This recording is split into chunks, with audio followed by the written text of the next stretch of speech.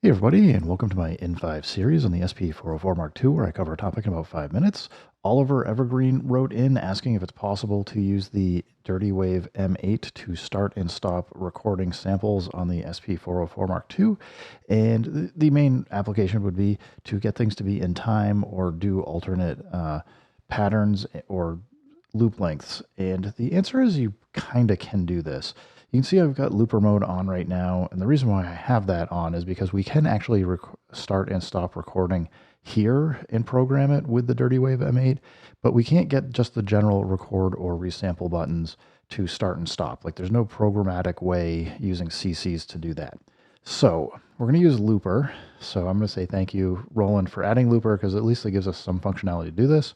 You're going to see in the bottom left, I've got down here, these are just the looper CCs that you're going to be sending on MIDI channel 1. And the only reason I have USB-C connected right now is this USB-C is going to my computer just so I can get a larger screen that might be a little bit easier to read than this little tiny screen on the M8 while I'm programming things and kind of showing it off.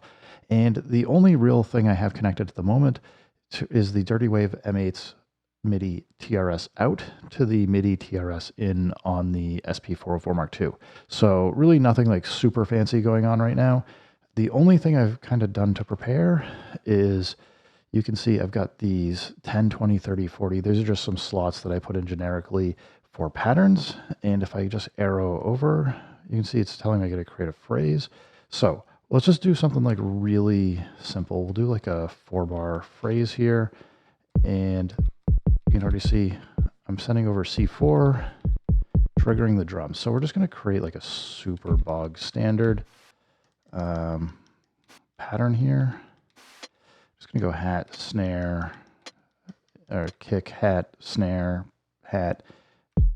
If we play this, we've already programmed it. Super easy. Let's just, to make it a little bit more interesting, let's go up here to, and I'll show you what the program looks like in a second, but I'm just going to do some retriggers. I'm going to go leave it as 0, 0. And the reason why I'm doing that is we're going to randomize our retriggers for hats here. So we'll have up to 3 retriggers. Do a copy, and we'll just paste this in. Nothing super exciting, but this is the result. So a little bit of some randomization, some variation. Now, as I said, if you look here, it's just doing the same phrase 4 times in a row, so it's a 4-bar pattern. If we exit out, let's go to track 80. Got nothing here at the moment, so we're going to just drop a new phrase. And if I go over, what I want to show you is this MIDI track. So the MIDI track is what I have setting out to send the MIDI notes to the SP404 mk2. And then if you look here, I've just taken CCA, which is one of the outputs for MIDI CCs, and we've set that to 87, which happens to match with the delete button. So if you need to programmatically empty whatever's in your buffer for the looper, you can just send 087, and then it says 127, which is going to be 7F is the value that you need to send to get it to delete the buffer. So, and you can see here they all go 0 to 127. The Dirtywave M8 will let you go up to FF, but that is not going to be a valid value. You want to go from 0 to 7F, which is going to get you from 0 to 127, if that makes sense. It's just hexadecimal numbers, but it's important to know. I'm going to delete this here. But basically, so we go 87, which is delete. We go 88, which is the record button. We got 89 as a resample button, which allows it to put it into an overdub mode if you want to overdub. We've got 85 here, which is the, 90, sorry, I skipped 90.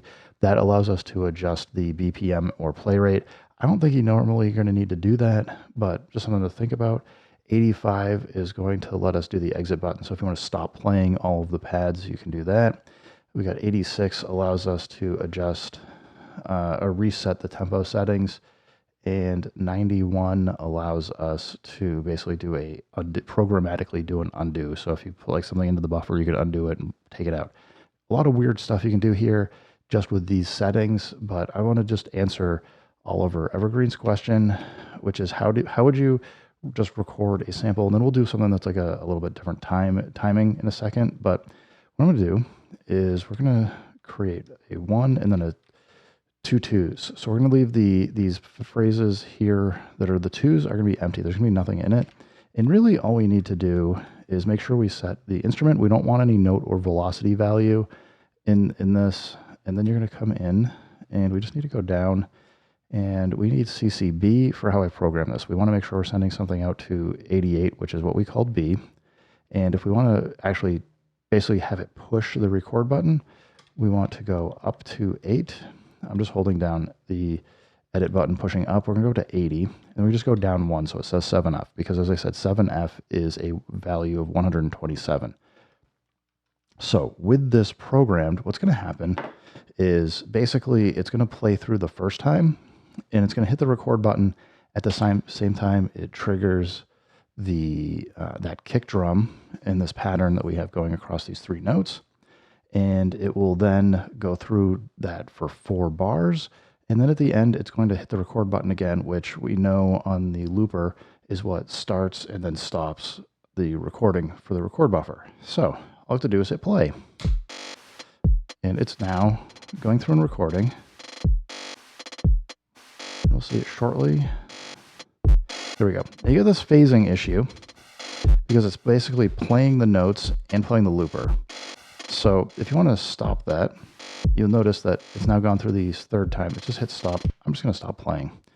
So we now have a perfectly good loop in the looper. And if we hit record, we can see we can play it. We can hit record to stop. And if you want to export this, all you really need to do is just go, what was it? Copy and pad. And we now got this here. So this is a pretty easy way to just kind of get things in and out. There's definitely a ton of other tricks you can do where, as I said, you can do like the undo buffer. We can do overdub, add more things in. I'm not going to get into it right now because it gets super complicated. But for what Oliver Evergreen was talking about, let's say we actually want to make this a different length loop. We're going to need to do a couple things. Or if we just want to record something new, you need to empty this value out of here first. So what I've been doing is just hit delete. It's going to delete it. The problem is it's going to reset your BPM, and we want it to just auto detect the BPM that's going to be coming from the M8 over here. So just let that happen. And you're going to need to set this back to free. Otherwise, it's going to record to whatever length it figures it is for bars. So if you leave it free, you can get up to 16 seconds max, which should be perfect for most people. And let's go in here again. Let's make a new pattern. So I'm going to go 11 this time, and I'm just going to set this back to 80 because we just want that initial trigger. And instead of doing this as a, basically if we want to, there's a couple ways we can do this, but let's say we want to do a hat pattern, but we only want like 7 hats in here or something. We want to do like a different timing. I'm going to come in. I'm going to create a brand new phrase. We'll just do a 1 bar for the moment. Let's say we want hats. Well, I can drag in as many hats here as I want. It's not a problem. I could even put in the MIDI CC commands on this track, but I'm going to do it on a different track because that will make it easier for us to kind of see what's going on. But like what you could do, yeah, I mean, I'll just show you. So like what you could do, I'm going to copy the event here. So if I go Shift Option, we just copied the instrument. Oh, I don't even need the instrument because we already have it as part of this. So if I just go Shift Option here, I can come back and like I can just drop the record here. And if I want it to end like here, for some reason, I can have it where we're now going to have a different timing where it's going to start and stop the record at a different time. And given this, I don't even need this 80. So now if we come in and if I just hit play, we're going to see it start.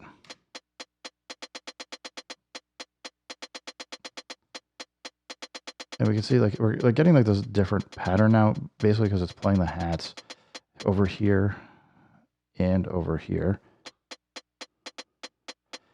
We're getting kind of like this double tap at the end. It's just because the timing has changed. So we can do a lot of different positions for where we put this record and get a lot of different patterns if we would like to. Anyway, Oliver Evergreen, I know this is just like scratching the surface for what you can do with this, but I hope this helps get you started if you haven't like been playing around with this already by yourself. Everybody, thanks for stopping by. Keep making music, keep having fun. Remember, if it sounds good, it is good. And peace.